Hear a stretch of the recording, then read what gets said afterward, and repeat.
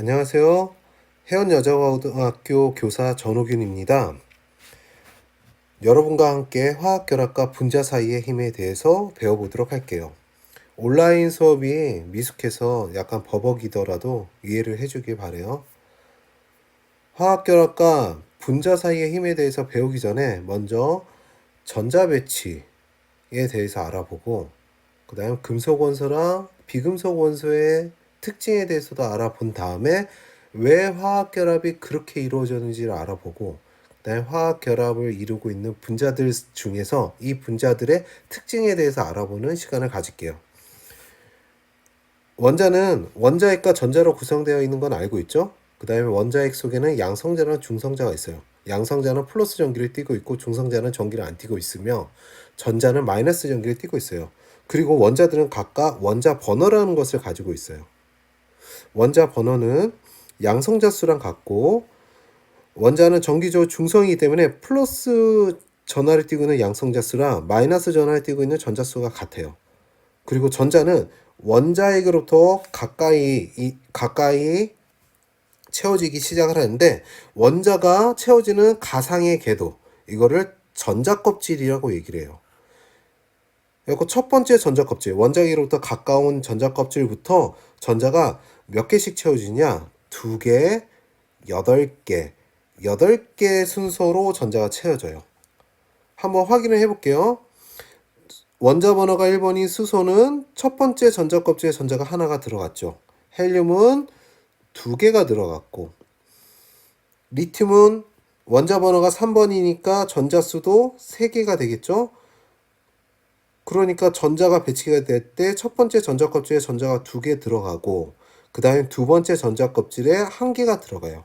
왜냐면 첫 번째 전자껍질에는 2개까지 채워진다고 했으니까.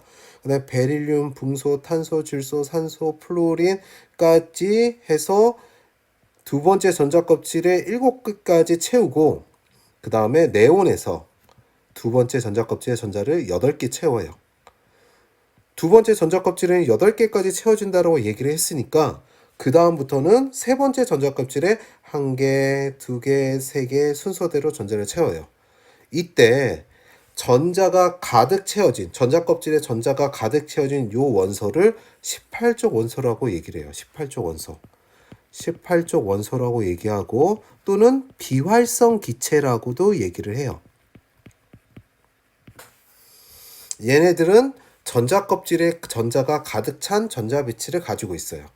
얘네들이 중요해요. 이 비활성 기체는 왜 비활성이라는 이름을 가지고 있느냐? 반응을 하지 않아요. 반응을 하지 않는다. 화학에서는 반응을 하지 않는다는 얘기는 안정하다라고 얘기해요. 안정하다. 안정하다는 얘기는 다시 얘기하면 에너지가 매우 낮아서 어떠한 일을 할 수 있는 능력이 없는 상태를 얘기해요. 에너지가 낮다. 자, 요거를 기억을 해두면 좋을 것 같아요. 화학에서는 반응을 하지 않을 경우에 안정하다고 얘기하고 안정할 때는 에너지가 낮은 상태가 돼요. 그러면 원소가 안정해진다는 얘기는 무슨 얘기냐? 반응하지 않게 된다는 얘기겠죠? 그럼 아까 전에 여러 가지 원소 중에서 반응하지 않는 원소가 18족 원소라고 얘기를 했어요. 그래서 원소들은 전자 배치가 18족 원소와 같아질 때 안정해져요. 즉 수소와 같은 경우 자 수소와 같은 경우는 전자가 하나가 있겠죠. 얘가 18족 원소랑 같은 경우 전자 하나를 더 얻으면 헬륨과 같이 전자껍질 첫 번째 전자껍질에 전자가 2개 가득 채워지는 전자 배치를 가지게 되는데 이렇게 될 때 안정해지게 돼요. 그러면 우리가 화합물이라고 얘기하는 거는 원소들이 결합을 해서 이루는 물질이잖아요.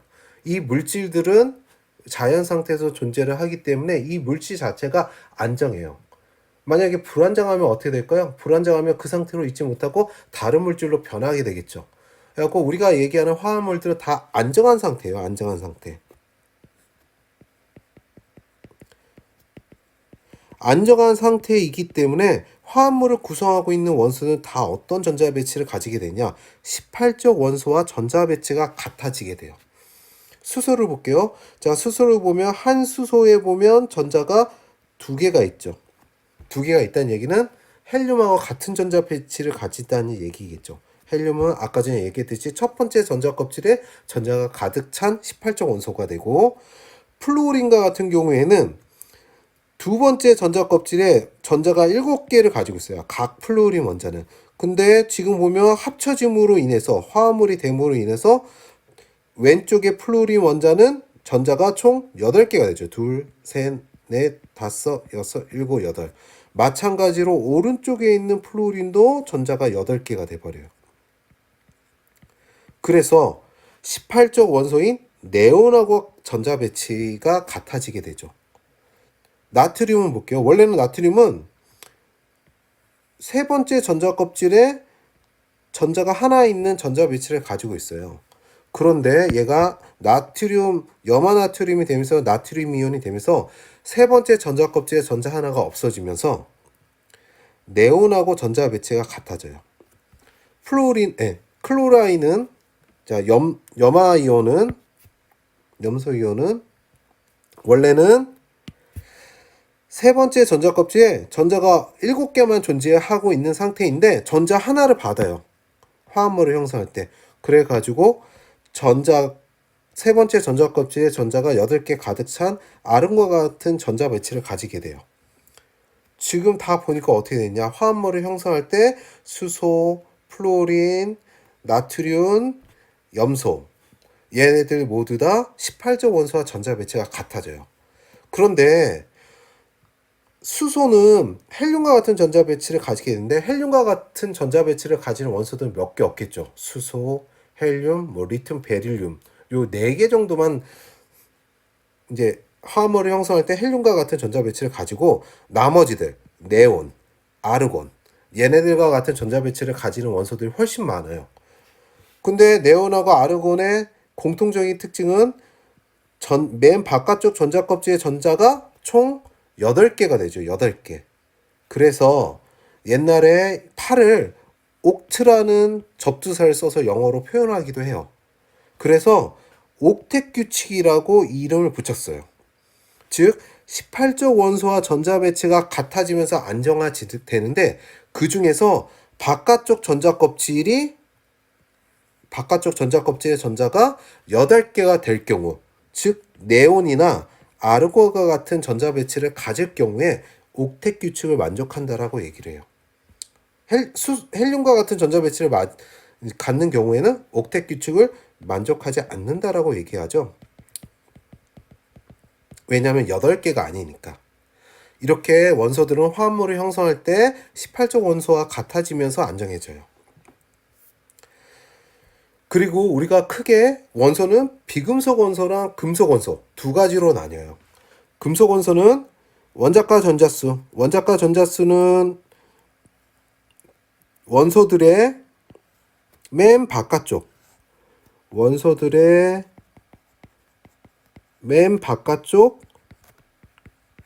전자 껍질의 전자수를 원자과 전자수라고 얘기해요.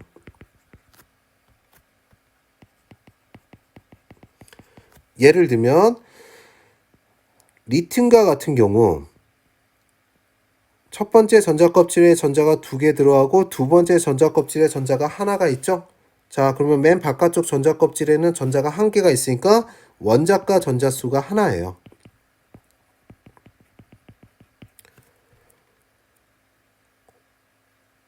마그네슘을 볼게요. 마그네슘은 첫 번째 전자 껍질에 전자가 2개, 두 번째 전자 껍질에 전자가 8개, 세 번째 전자 껍질에 전자가 2개가 있어요. 맨 바깥쪽 전자 껍질에 전자가 2개가 있으니까 원자과 전자수가 2예요. 자, 이처럼 맨 바깥쪽 전자 껍질의 전자수를 원자과 전자수라고 얘기하는데, 금속 원소는 보통 1개나 3개, 원자과 전자수가 1개나 3개인 원소를 얘기를 해요. 그러면 얘네들은 18적 원소가 되기 위해서, 18적 원소는 헬륨, 네온, 아르곤이겠죠. 얘네들과 같이 되기 위해서는 전자를 잃어버리는 게 좋겠죠. 전자를 얻는 것보다. 예를 들어 볼게요. 리튬. 자, 얘는 맨 바깥쪽 전자 껍질의 전자수가 하나예요. 원자과 전자수가 1개죠. 그러면 얘는 전자 하나를 잃어서 헬륨의 전자 배치를 갖는 게 더 편하겠죠. 전자 7개를 얻어서 네온의 전자 배치를 갖는 것보다, 마그네슘은 원자과 전자수가 2예요. 그럼 얘는 전자 2개를 잃어서 네온의 전자 배치를 갖는 게 쉽지, 전자 6개를 얻어서 아르곤의 전자 배치를 갖는 것이 어려울 거예요. 그래서 얘네들은 전자 1개를 잃는 게 싫고 얘는 전자 2개를 잃는 게 쉬워요. 즉 전자를 잃는 게 금속 원소는 편해요. 그리고 18조 원소가 되기 위해서 전자를 잃어버려야 되기 때문에 금속 원소는 전자를 잃어서 양이온이 돼요. 전자를 잃으면 양성자수는 그대로인데 전자수가 줄어들어요. 그러면 플러스의 힘이 강해져서 입자는 플러스 전기를 띠는 입자로 변하게 되는데 그거를 양이온이라고 얘기를 해요.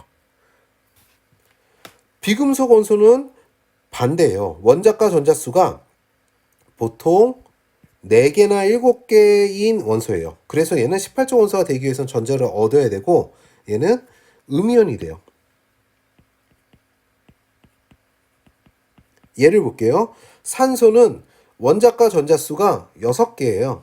그럼 얘는 18조 원소가 되기 위해서는 전자를 6개 잃던가 전자를 2개 얻어야 되는데 쉬운 거는 6개 잃는 것보다 2개 얻는 게 쉽겠죠. 그래서 네온의 전자 배치를 가져서 음이온이 되고, 마찬가지로 염소는 전자 7개를 잃거나 원자과 전자수가 7이라서 전자 7개를 잃거나 전자 1개를 얻어서 이온이 되는데 18조 원소랑 같은 전자 배치를 가지는데, 그때 쉬운 거는 네온의 전자 배치를 갖기 위해서는 전자를 7개 잃어야 되는데 그게 힘들기 때문에 전자 1개를 얻어서 아르곤의 전자 배치를 가지게 돼요. 그래서 음이온이 돼요.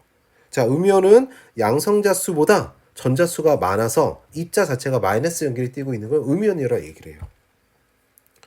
이처럼 금속 원소랑 비금속 원소는, 금속 원소는 전자를 잃어버리는 성질이 강하다는 거, 그래서 양이온이 된다는 걸 기억을 해두고, 비금속 원소는 전자를 얻기가 쉬워서 음이온이 된다는 것을 기억을 해두면 좋아요.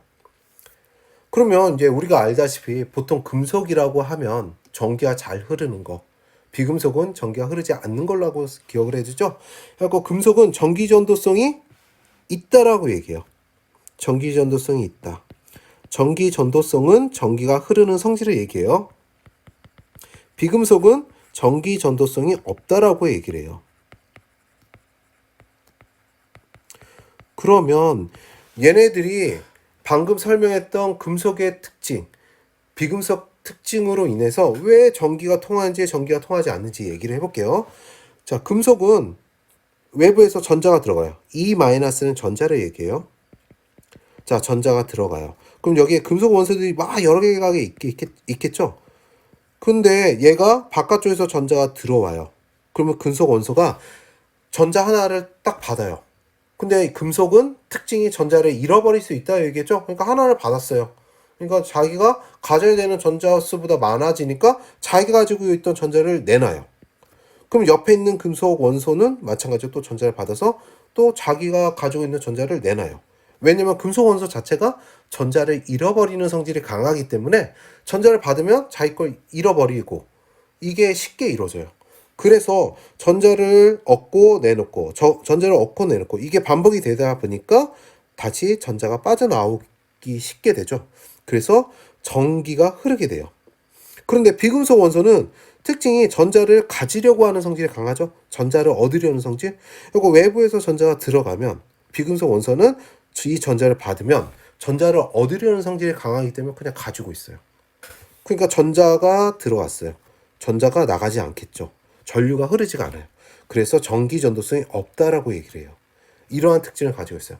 그래서 금속은 전자를 잃기 쉽다라는 특징 때문에 전기가 통하는 거고, 비금속은 전자를 얻기 쉽기 때문에 전기 전도성이 없게 돼요. 그리고 보통 주기율표로 보면 이렇게 금속, 중금속, 비금속으로 나뉘어서 원소들을 구분해 놓은 게 있어요. 수소는 비금속이에요. 그리고 여기에 주기율표상에서 오른쪽에 있는 것들, 대부분 오른쪽에 있는 것들은 비금속이에요. 그리고 왼쪽에 있는 것들은 금속에 해당이 돼요. 그리고 중간에 있는 것들, 얘네들을 중금속이라 얘기해서 금속하고 비금속의 중간 정도의 성질을 가지고 있다라 얘기해요. 얘네들은 반도체로 보통 사용이 돼요. 그리고 만약에 금속하고 비금속으로 이 두 개로 원소를 구분하는 경우에는 중금속은 대부분 비금속 쪽에 해당이 돼요. 그러면 이러한 특징에 의해서 이제 원소들이 결합을 해서 이제 화합물을 만들게 될 텐데, 그때 얘네들 원소들 사이에 화학결합은 금속 원소가 결합해서 이루어지는 경우, 금속 원소랑 비금속 원소가 결합하는 경우, 비금속 원소랑 비금속 원소가 결합하는 경우, 이렇게 세 경우가 있을 거예요. 그래서 금속하고 금속이 결합하는 경우를 금속결합이라고 얘기를 해요. 우리가 얘기하는 그냥 금속이라고 생각해주면 돼요. 그 다음에 금속하고 비금속이 만나게 되면, 자, 금속은 전자를 잃어버리려는 성질이 강하고 비금속은 전자를 얻으려는 성질이 강해요. 그래서 금속이 전자를 비금속한테 전달을 해줘요. 전자를. 그러면 금속은 양이온이 되겠죠? 그 다음에 비금속은 음이온이 될 거예요. 그러면 양이온은 플러스 전기를 띠고 있고 음이온은 마이너스 전기를 띠고 있으니까 플러스 마이너스에서 끌어당기는 힘이 존재하겠죠? 이거를 이온 결합이라고 얘기해요. 양이온하고 음이온 사이의 결합. 비금속하고 비금속은 둘 다 전자를 얻으려는 성질이 강해요. 그래서 한 비금속은 다른 비금속의 전자를 자기 걸로 만들고, 다른 비금속은 다른 비금속의 전자를 자기 걸로 만들고, 전자를 서로 공유하게 돼요. 그래서 이루어지는 결합을 공유결합이라고 얘기를 해요. 그래서 원소 사이의 결합, 화학결합은 지금 설명했던 것처럼 금속결합, 공유결합, 이온결합, 이렇게 세 가지로 구분이 되고, 구성하는 원소는 금속원소, 비금속원소, 금속원소나 비금속원소로 이루어진다는 게 중요해요. 그러면 이 화학결합에 대해서 이제 조금 더 자세히 알아보도록 할게요. 먼저 알아볼 거는 이온결합이에요. 이온결합은 방금 설명했던 것처럼 금속 원소랑 비금속 원소가 결합해서 이루어지는 결합인데, 금속 원소는 전자를 잃기 쉽다고 얘기했고 비금속 원소는 전자를 얻기 쉽다고 얘기해서 금속 원소가 전자를 잃어요. 그러면 이 잃어버린 거를 비금속 원소가 얻으면 서로 좋겠죠. 그래서 전자를 잃어서 양이온이 되고 전자를 얻어서 음이온이 돼요. 양이온이 된다는 얘기는 이 이온 속에 양성자 수가 전자수보다 많다는 얘기예요. 원자는 정기적으로 중성이기 때문에 양성자 수랑 전자수가 같은데, 금속 원소는 전자를 잃어버리면 양성자 수가 전자수보다 많아서 플러스 전기를 띠는 양이온이 돼요. 비금속 원소는 마찬가지로 음이온이 되는데 이때는 반대겠죠. 양성자 수보다 전자수가 많겠죠. 그럼 플러스 전기를 띠고 있는 양이온하고 마이너스 전기를 띠고 있는 음이온은 서로 플러스 마이너스 사이에서 강하게 끌어당기는 전기적 인력이 작용하게 돼요. 자석처럼 N극하고 S극이 서로 끌어당기는 것처럼 플러스 극하고 마이너스 극은 서로 끌어당기는 힘이 작용해요. 그래서 만들어지는 결합을 이온 결합이라 얘기해요. 예를 들어볼게요. 첫 번째 예를 들 건 NaCl, 염화나트륨이에요. 나트륨 원자는 전자 하나를 잃어서 이 전자를 염소 원자한테 전달을 해요. 그러면 얘는 전자 하나를 잃어서 Na+라는 양이온으로 변하게 되고, 염소 원자는 전자 하나를 받아서 염화이온으로 변하게 돼요. 그럼 플러스 마이너스 사이에서 서로 끌어당기는 힘이 작용해갖고 결합을 하게 되는데 이거를 이온 결합이라고 얘기를 해요. 마찬가지로 산화리튬 원자도 어떻게 이루어지는지 볼게요. 리튬 원자는 원자과 전자수가 하나라서 원자과 전자수가 하나예요. 그리고 산소 원자는 원자과 전자수가 6개라서 18족 원소가 되기 위해서는 전자 2개를 필요로 해요. 마찬가지로 리튬 원자 얘도 원자과 전자수가 1개예요. 그럼 얘는 1개를 산소 원자에 제공을 해줘갖고 얘는 리튬 플러스 1가 이온, Li 플러스 이온이 되고 얘는 전자 2개를 받아서 O2- 이온이 돼요. 얘도 마찬가지로 Li 플러스 이온이 되고 얘네들이 결합을 해서 산화리튬이라는 이온 결합 물질을 형성을 하게 돼요. 이때 결합할 때 플러스랑 마이너스 사이에서 서로 끌어당김이 존재를 하는데 이거를 이온 결합이라고 얘기를 해요. 공유 결합은 이온 결합하고 조금 달라요, 성질이.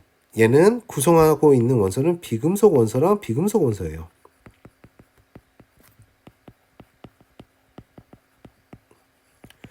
비금속 원소의 특징은 전자를 얻으려는 성질이 강하다고 얘기했죠. 전자를 얻으려고 하는 성질이 강해요. 그래서 수소, 비금속 원소의 수소가 있어요. 자, 얘 왼쪽에 있는 수소는 전자를 얻으려고 해요. 근데 무슨 전자 배치를 가져야 되냐면 18족 원소. 안정해 줘야 되니까 원소의 전자 배치를 가져야 돼요. 즉 헬륨의 전자 배치를 가져야 돼요. 헬륨은 첫 번째 전자 껍질에 전자가 2개 채워져 있는 원소죠. 그래서 오른쪽에 있는 수소의 전자를 자기 전자 껍질에 붙여요. 자, 그럼 헬륨과 같은 전자 배치를 가지게 되죠. 근데 오른쪽에 있는 수소도 비금속이에요. 그래서 전자를 얻으려는 성질이 강해요. 그래서 얘도 마찬가지로 왼쪽에 있는 수소의 전자를 자기 전자 껍질에 붙여갖고 헬륨과 같은 전자 배치를 가지게 돼요. 그럼 이런 모양이 돼요. 이때 이 전자, 가운데 이 전자를 공유된 전자라고 얘기해요. 공유전자. 보통 전자는 쌍으로 이동을 하기 때문에 이 공유전자를 다른 말로 쌍으로 표현해갖고 공유전자 쌍이라고도 표현을 해요. 얘는 공유전자 쌍이 1개네요. 공유전자가 2개니까. 그러면 공유전자 쌍이 있으면 마찬가지로 비공유전자 쌍도 있겠죠.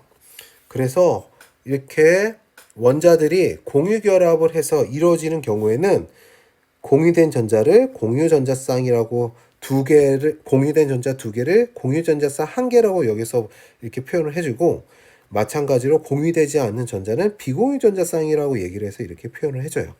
지금과 같은 플루오린 분자는 공유전자 쌍이 1개,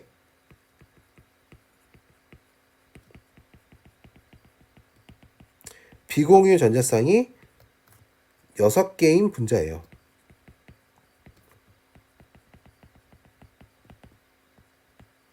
이와 같이 원자들이 공유 결합을 해서 한 덩어리가 된 입자들을 분자라고 얘기해요. 분자. 자, 분자는 중요한 게 공유 결합을 해야 돼요. 간혹가다 학생들이 NaCl을 분자라고 표현하는 경우가 있어요. NaCl은 이온 결합을 했으니까 얘는 분자가 아니에요. 분자는 방금 설명했던 것처럼 공유 결합을 해서 한 덩어리가 된 입자, 이거를 분자라고 합니다. 좀 더 공유 결합에 대해서 알아보도록 할게요. 그러면 공유 전자쌍이 1개만 있지 않고 2개도 있을 수 있고 또 여러 개가 있을 수가 있겠죠. 그리고 보통 공유 전자쌍 수가 1개인 경우가 많고 그 다음에 2개인 경우도 있어요. 이제 3개인 경우는 좀 드물긴 하지만 3개인 경우도 있고, 그리고 공유 전자쌍 수가 1개이면 단일 결합이라고 얘기하고 2개이면 이중 결합이라고 얘기하고 3개이면 삼중 결합이라고 얘기를 해요. 한번 볼게요. 플루오린 원자가 있어요. 얘는 원자과 전자수가 7개예요. 얘는 안정해지기 위해서 18족 원소랑 같은 전자 배치, 네온과 같은 전자 배치를 가져야 되니까 전자 하나를 이쪽에 붙여야 돼요. 마찬가지로 오른쪽에 있는 플루오린 원자도 18족 원소랑 전자 배치가 같아야 되니까 전자 하나를 자기 2번째 전자 껍질에 붙여야 돼요. 즉 전자 하나하나를 공유해주면 되겠죠. 공유 전자쌍 수가 하나예요.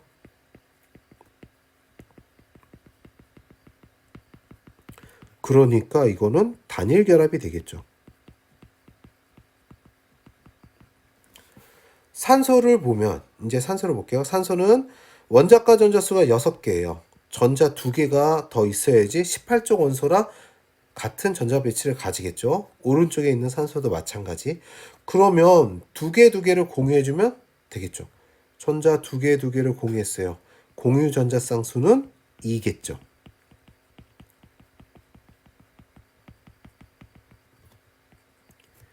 이중결합이 되겠네요. 질소는 원자과 전자수가 5개예요. 18쪽 원소랑 같은 전자 배치를 가지려면 전자가 3개 필요해요. 즉 전자를 3개 서로 주고받았고 공유해주면 되겠죠. 공유 전자 쌍수는 3이고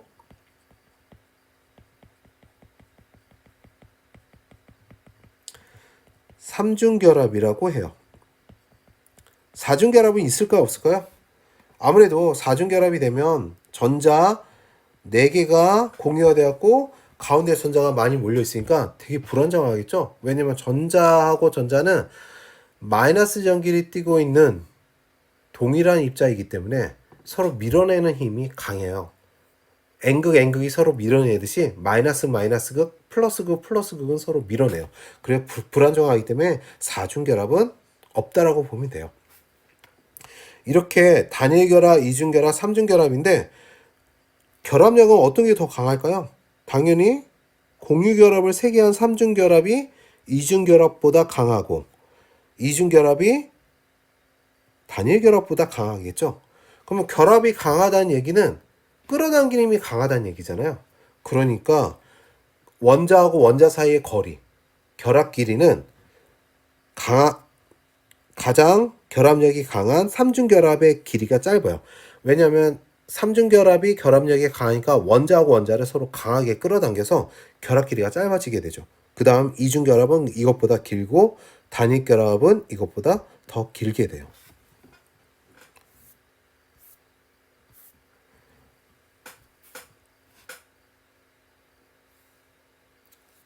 그러면 여러 가지 분자를 볼게요. 우선 물이 있어요. 우리가 자주 마시고 먹고 하는 물인데 이 물을 보면 여기 그림이 좀 잘못됐네요. 얘는 지워주세요.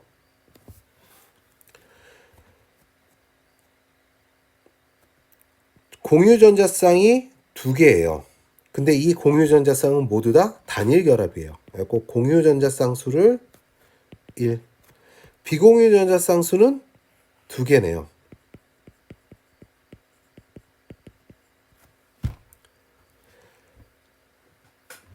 암모니아는 보통 생선 비린내가 날 때 나는 거고 또는 화장실 청소할 때 사용하는 물질인데 얘와 같은 경우에는 공유전자쌍이 3개예요. 그리고 비공유전자쌍이 1개예요. 메테인을 보면 얘는 공유전자쌍이 4개, 비공유전자쌍은 없어요. 이산화탄소는 공유전자쌍이 4개죠. 그런데 이제 얘는 좀 특이한 게 공유전자쌍이 4개인데 원자하고 원자 사이에 공유전자쌍이 2개가 있기 때문에 얘는 이중결합이에요. 왼쪽에 있는 메테인하고 좀 달라요. 메테인은 공유전자쌍이 4개인데 원자하고 원자 사이에 공유전자쌍이 하나이기 때문에 얘는 단일결합이에요. 즉 메테인은 단일결합이 4개 있고 이산화탄소는 이중결합이 4개가 있어요. 자, 이산화탄소로 다시 되돌아와서 비공유전자쌍수는 하나, 둘, 셋, 4개죠. 이처럼 이제 분자마다 공유전자쌍수랑 비공유전자쌍수를 알아봤어요. 그러면 이제 분자의 성질에 대해서 알아보도록 할게요. 이제 분자의 성질을 알기 전에 전기음성도라는 개념을 먼저 알아둬야 돼요. 전기음성도는 지금 원자하고 공유결합을 했을 때 원자가 가지고 있는 양성자수, 전자수가 다를 거예요. 원자마다. 그러면 양성자수가 많으면 전자를 끌어당기는 힘이 강하니까 공유전자쌍을 강하게 끌어당길 거고 전자가 많으면 전자하고 전자 사이의 반발력 때문에 공유전자쌍을 밀어낼 거예요. 그래서 원자마다 공유전자쌍을 끌어당기는 힘이 달라지는데 이 달라지는 힘을 전기음성도라고 표현을 해요. 정확한 정의는 공유전자쌍을 끌어당기는 능력을 상대적으로 나타낸 값이에요. 그래서 최대값을 플루오린이 F라는 원소가 4.0을 가지도록 사람들이 실험으로 측정해갖고 나타낸 값이에요. 그래서 지금 보이죠? 원소가 있고 전기음성도가 보이죠? 그래서 전기음성도가 크면 클수록 공유전자성을 더 강하게 끌어당기게 돼요. 그래서 가장 큰 값을 가진 건 F. 자, 여기 리튬은 조금 잘못됐네요. 이게 1.0이에요. 그리고 대략적으로 주기율표상에서는 위쪽으로 올라갈수록 왼쪽으로 갈수록 전기음성도가 대체적으로 증가하는 성질을 가지고 있어요. 이 얘기는 무슨 얘기냐? 아까 전에 금속 원소나 비금속 원소 얘기했죠? 그리고 비금속일수록 전기음성도가 크게 돼요. 금속 원석일수록 전기음성도가 작게 되고. 그래갖고 두 개의 원자가 공유결합했을 때 공유전자쌍을 끌어당기는 힘이 크냐 작으냐를 나타내는 게 전기음성도예요. 그래서 이 특징 때문에 결합에서 이 극성이라는 얘기는 플러스랑 마이너스로 나뉘는 성질이라고 생각을 해주면 돼요. 그리고 결합의 극성이 생기게 돼요. 예를 들어보면 지금 수소 원자가 있어요. 수소 원자. 자, 두 원자는 같은 원자니까 공유전자쌍을 끌어당기는 힘인 전기음성도가 같겠죠. 그러면 이 공유전자쌍은 가운데 있을 거예요. 어느 쪽으로도 치우치지 않게 되겠죠. 그런데 염화수소를 볼게요. HCl. 두 개가 공유결합을 해갖고 공유전자쌍이 한 쌍이 있어요. 자, 그런데 전기음성도는 CL이 H보다 더 커요. 한 0.9 정도 커요. 그러면 공유전자쌍을 누가 더 강하게 끌어당기냐면 CL이 더 강하게 끌어당기겠죠. 그러면 CL은 원래 전기적으로 중성이어야 되는데 공유전자쌍, 자신이 가지고 있는 전자뿐만이 아니라 공유된 수소의 전자까지 자기가 끌어오게 되니까 전자의 성질이 갑자기 커져요. 그래서 약하게나마 전자의 성질이 커지게 돼요. 여기서 델타라는 기호를 쓰는데 이게 약하다라는 의미예요. 약하다. 그리고 약하게 마이너스 성질이 커지게 돼요. 그래서 델타 마이너스. 부분적인 음전화라고 얘기하는데 CL은 부분적인 음전화를 띠게 되고 반대로 H는 자기가 있는 전자를 뺏겼으니까 플러스의 성질이 강해지겠죠. 그래서 부분적인 양전화를 띠게 돼요.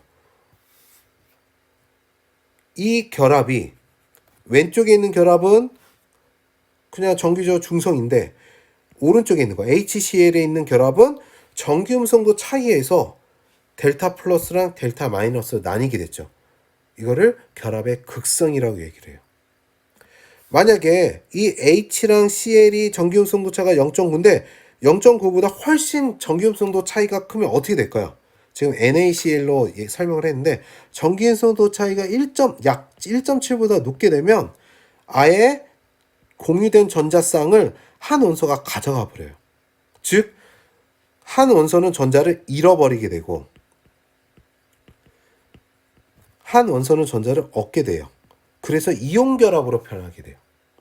자, 이거는 참고하라고 얘기를 한 거예요. 다시 되돌아서 결합의 극성은 전기음성도 차이에 의해서 나타난다는 거. 그 다음에 전기음성도가 강한 원자는 전자를 끌어와서 부분적인 음전화를 띠게 되고 반대로 다른 원자는 부분적인 양전화에 띈다는 거. 요거를 기억을 해두면 돼요. 그러면 결합이 한 개만 있으면 상관이 없는데 결합이 여러 개가 있는 분자일 경우는 어떻게 될까요? 그러면 결합의 극성을 모두 다 합하면 되겠죠. 근데 그냥 단순하게 더하기 빼기로 하는 게 아니라 입체적으로 어떻게 될지 이제 반대쪽에 위치를 할지 위쪽에 있는지 요런 위치 3차원적인 위치까지 고려를 해가지고 더했을 때 분자 전체적으로 부분적인 전화 양전화 부분적인 음전화를 띌 경우에는 극성 분자라고 얘기를 해요. 플러스 극이랑 마이너스 극으로 나뉜 분자다. 부분적인 전화로 나뉘지 않을 경우에는 무극성 분자라고 얘기를 해요. 자, 예를 볼게요. 자, 수소 분자가 있어요. 저 얘는 전기 음성도 같은 원자이기 때문에 전기 음성도 차이가 없죠. 그래서 공유 전자성이 어느 쪽으로 치우치지 않아서 무극성 분자예요. 얘도 마찬가지로 같은 원자가 결합을 했기 때문에 무극성 분자. 산소도 마찬가지로 무극성 분자. 자, 이산화탄소 먼저 할게요. 이산화탄소를 보면 자, 여기에 이중결합이 있는데 전기 음성도는 O가 C보다 커요. 그러면 공유 전자쌍이 O 쪽에 몰리겠죠. 델타 마이너스, 델타 플러스, 델타 마이너스. 근데 분자 전체적으로 보면 어떻게 되냐? 여기에 전자가 요쪽으로 치우쳐요. 그다음에 여기에 있는 전자가 요쪽으로 치우쳐요. 전체적으로 보면 전자가 왼쪽으로 치우쳤다가 오른쪽으로 치우쳐지니까 전자가 왼쪽으로 갔다가 오른쪽 오니까 다시 원상태로 왔다라고 볼 수가 있겠죠. 그러니까 얘는 전자가 가운데 치우치지 않았다 그래서 무극성 분자라고 얘기해요. 자, 메테인은 분자 구조가 C를 중심으로 해서 H가 정사면체 형태로 결합이 되어 있어요. 정사면체는 이렇게 H를 연결했을 때 정삼각형 형태로 H들이 연결되어 있는 걸 얘기해요. 정삼각형 형태라서 C랑 H를 비교해주면 전기 음성도는 C가 H보다 크기 때문에 C 쪽으로 전자가 몰리게 돼요. 공유 전자쌍이. 근데 지금 정사면체 형태, 즉 삼각형의 면이 4개가 결합되어 있는 형태일 경우에는 입체적으로 얘네들이 이제 C 쪽으로 몰리는 걸 다 더해주면 아까 전 이산화탄소처럼 더해주면 전자쌍이 이동하지 않는 것처럼 보여요. 그래서 얘도 무극성이라 얘기를 해요. 이 좀 더 자세한 거는 나중에 고등학교 때 벡터라는 것을 배워요. 이 벡터라는 것을 배웠을 때 배우게 되면 좀 더 자세하게 이해가 될 거예요. 우선 정사면체이기 때문에 정사면체 형 구조이기 때문에 정삼각형 형태로 되어 있고 정사면체 형태이기 때문에 전자의 치춤이 일어나지 않는다. 분자 전체로. 이렇게 기억을 해두면 좋을 것 같아요. 그런데 일산화탄소와 같은 경우 얘는 전기 음성도가 O가 더 커요. C보다. 그래서 공유 전자성이 O 쪽으로 치우쳐갖고 극성 분자를 띠게 돼요. 물과 같은 경우에는 O가 H보다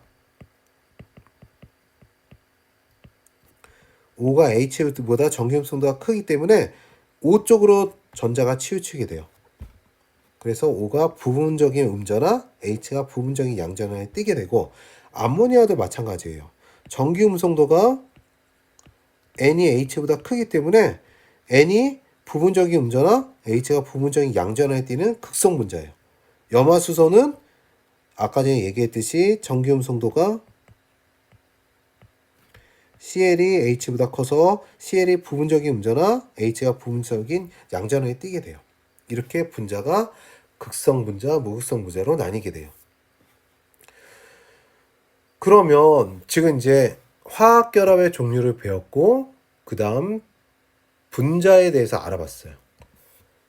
그러면 이제 물질을 구성하는 입자 사이의 힘은 크게 이온 결합의 물질하고 분자로 볼게요. 이온 결합 물질은 지금 염화나트륨의 입자 구조를 나타내고 있어요. 염화나트륨을 보면 양이온이 나트륨이 있는가 하면 그 주변에 음이온을 띠고 있는 염화이온이 둘러싸고 있어요. 그리고 다시 그 음이온을 플러스를 띠고 있는 나트륨이 둘러싸고 있고 해갖고 3차원적으로 봤을 때 교대로 존재하게 돼요. 양이온과 음이온이.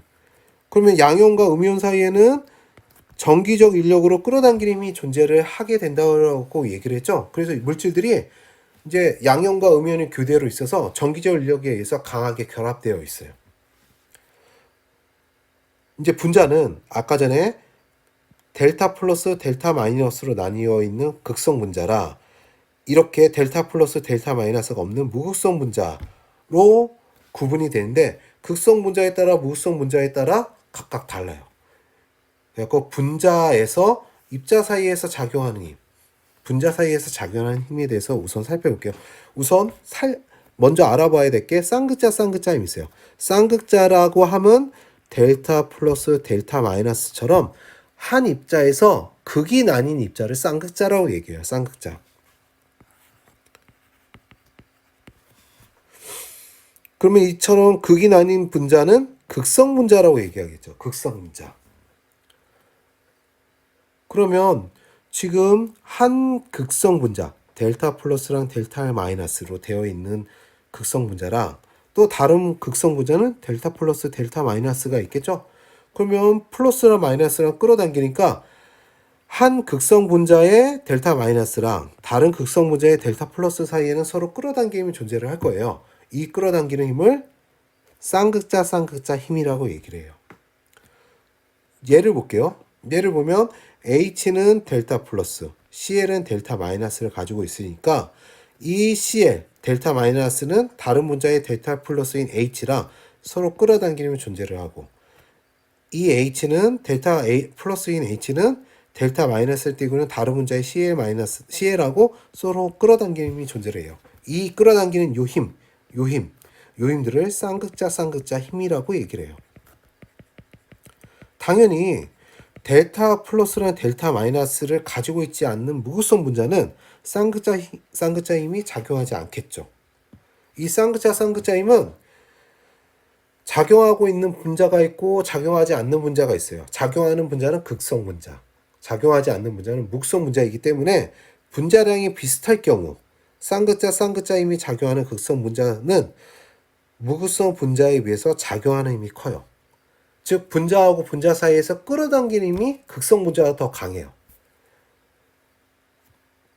분자 사이에 힘이 강하면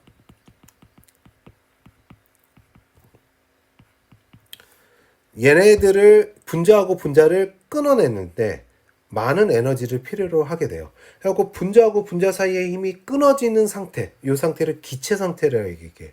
그래서 분자가 하고 분자 사이의 힘이 작용하지 않기 때문에 기체들은 가만히 있지 않고 막 움직이죠. 확산이라는 현상이 벌어져요. 막 움직이는 현상, 자유롭게 막 떠다니는 성질을 가지게 되는데 그 이유가 분자하고 분자 사이의 힘이 작용하지 않게 돼요. 그럼 기체가 될 때의 온도, 이거를 끓는 점이라고 얘기하죠. 그리고 분자 사이의 힘이 크면 끓는 점이 높아요. 요거를 기억을 해두면 좋아요.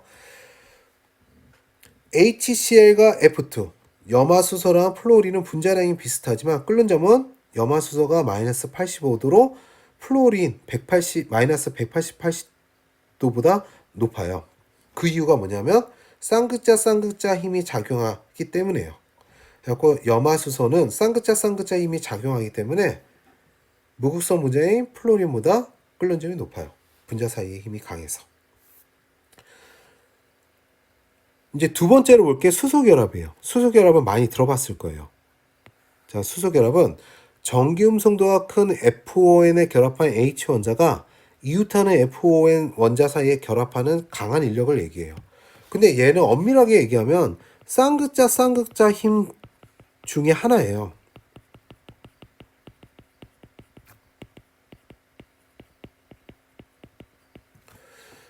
예를 들어볼게요. HF가 있어요. 자, 공유전자 쌍은 전기음성도가 큰 F 쪽으로 치우치게 돼서 F는 델타 마이너스가 되고 H는 델타 플러스가 돼요. 마찬가지로 델타 플러스 델타 마이너스가 되는데 F는 전기음성도가 가장 크죠. 그리고 수소는 전자가 하나밖에 없어요. 딸랑. 그러면 F가 전기음성도가 가장 크니까 공유전자 쌍이 F 쪽으로 치우치게 되면 H는 어떻게 될까요? 원자핵만 드러나게 되겠죠? 원자핵. 거의 원자핵만 드러날 거예요. 그 다음에 F는 전기음성도가 가장 크니까 공유전자 쌍을 정말 많이 끌어다녀와서 델타 마이너스가 무지무지 커질 거예요. 그럼 원자핵만 드러나 있어요. 다른 전자의 간섭이 전혀 없어요. H는. 그 다음에 F는 델타 마이너스의 크기가 커요. 그러면 요 사이에서 전기전력이 아주 강하게 나타나겠죠? 쌍극자 힘이긴 하지만 전기전력이 무지무지 강하게 나타나기 때문에 특별하게 이 힘을 수소결합이라고 이름을 붙인 거예요. 그래서 FON. 자, 얘네들이 전기음성도가 가장 큰 1등인 F, 2등인 산소, 3등인 질소. 요 세 가지 원소에서 지금과 같은 성질에 의해서 나타나는 거예요. 즉, 수소결합은 쌍극자 힘 중에서 특별하게 강한 힘을 수소결합이라고 얘기를 해요. 그래서 보통 수소결합이 작용을 하면 쌍극자 힘은 작용한다라고 말을 하지 않아요. 두 개가 같은 힘이기 때문에.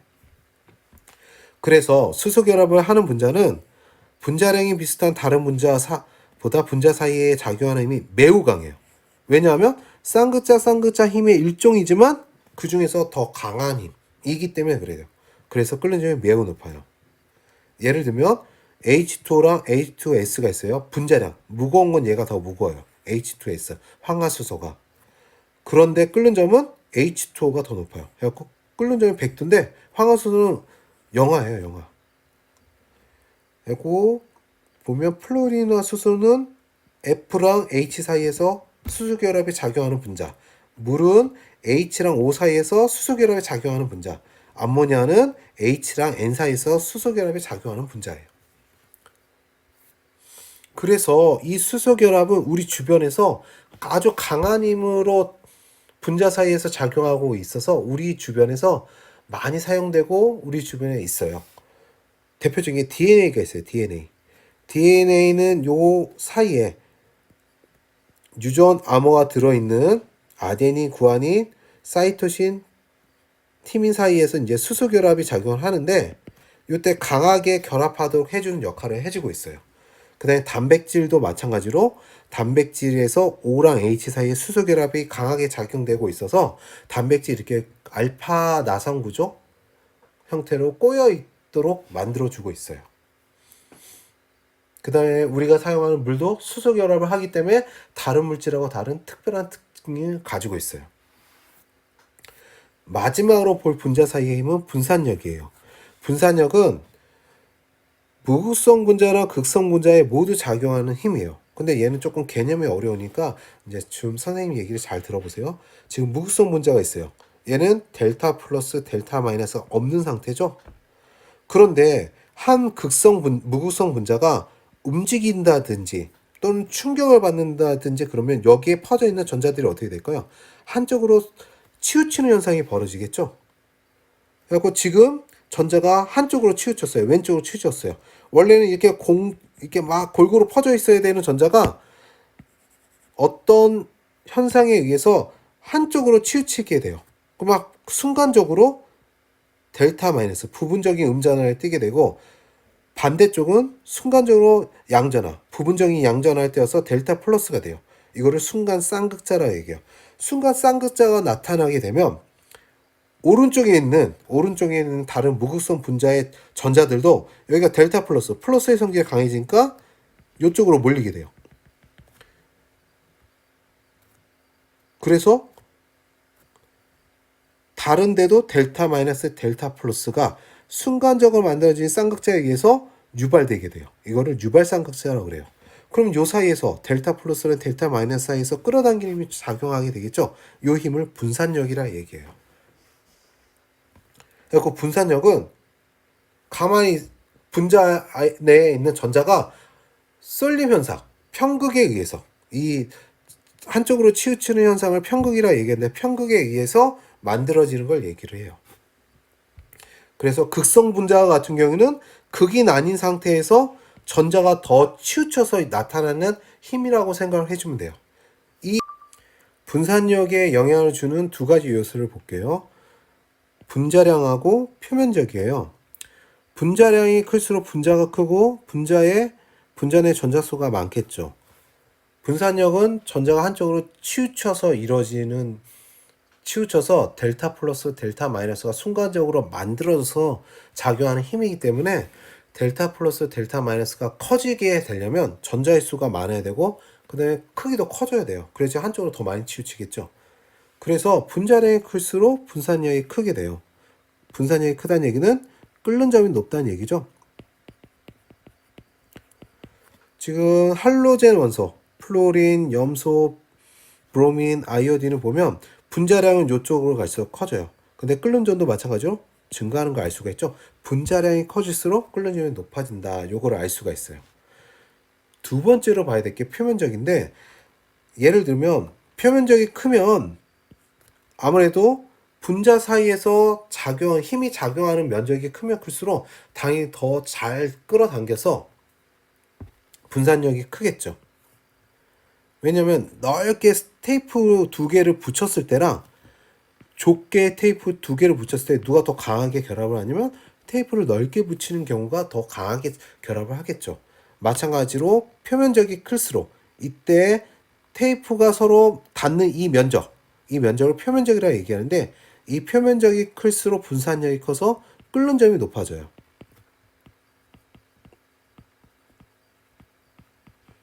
예를 보면 노말펜테인하고 네오펜테인이 있는데 두 개는 화학식이 같은데 분자 구조가 달라요.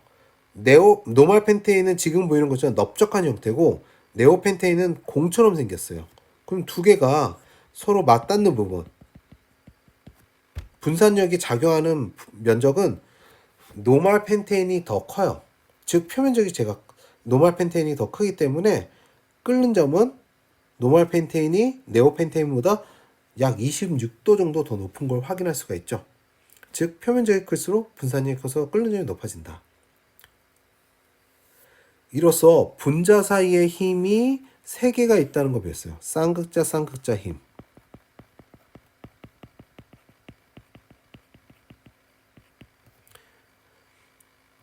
수소결합, 분산력, 요 3가지를 배웠어요. 먼저 수소결합을 얘기하면 수소결합은 H랑 F1 사이에서 강하게 끌어당기는 힘인데 얘는 쌍극자 쌍극자 힘의 일종이라고 본다고 얘기했죠. 쌍극자 쌍극자 힘은 델타 플러스 델타 마이너스를 띠고 있는 극성 분자 사이에서 서로 델타 플러스 델타 마이너스 끌어당기는 힘을 쌍극자 쌍극자 힘이라고 얘기를 했고, 분산력은 원래는 서로 끌어당기지 않는 분자 사이에서 서로 힘이 작용하지 않는 상태에서 순간적으로 전자가 치우쳐서 델타 플러스 델타 마이너스와 같이 편극이 일어났을 때 다른 데도 편극이 일어나서 서로 끌어당기는 힘, 요거를 분산력이라 얘기한다고 그랬어요. 그래서 분산력은 극성 분자나 무극성 분자나 모두 다 작용을 하게 돼요. 그래서 일반적으로 어떤 힘이 더 강하다 얘기하면 수소결합이 가장 강하다 얘기해요. 그 다음에 쌍극자 쌍극자 힘, 그 다음에 분산력이라 얘기해요. 대략 분산력이 1의 힘을 가지고 있다면 쌍극자 쌍극자면 힘 10, 그리고 수소결합 100 정도라고 생각을 해주면 돼요. 정확한 건 아니에요. 그렇지만 분산력에 영향을 주는 게 분자량이기 때문에, 분자량하고 표면적이기 때문에 분자량이 무지무지 커지면 쌍극자 쌍극자 힘하고 수소결합보다 더 커져서 끓는 점이 높아질 수도 있어요. 한번 예를 볼게요. 자, 지금 그래프가 있어요. 이 그래프는 끓는 점의 그래프인데 H랑 결합되어 있는 수소 화합물인데 수소 화합물의 수소 화합물 중 H랑 결합한 원소들의 주기를 X축으로 놔뒀어요. 그리고 OFNC는 2주기 원소, SClPSI는 3주기 원소, SEASBRG는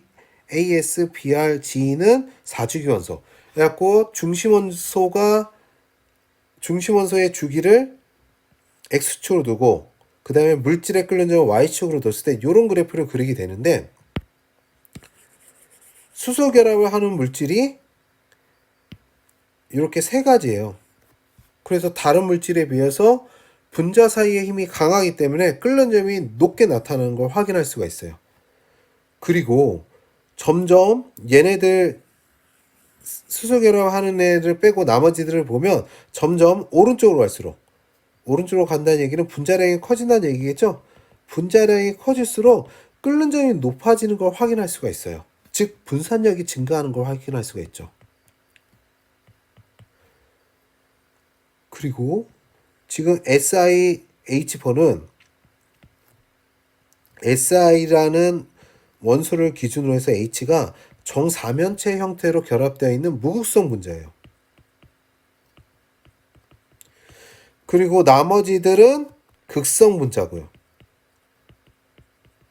분자량은 같은 주기 원소의 수소 화합물이기 때문에 거의 비슷할 건데 끓는 점은 누가 더 높으냐면 극성 분자가 더 높은 걸 확인할 수가 있죠.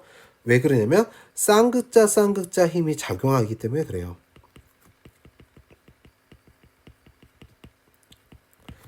마지막으로 수소 결합을 하는 NH3 암모니아보다 H2T 얘는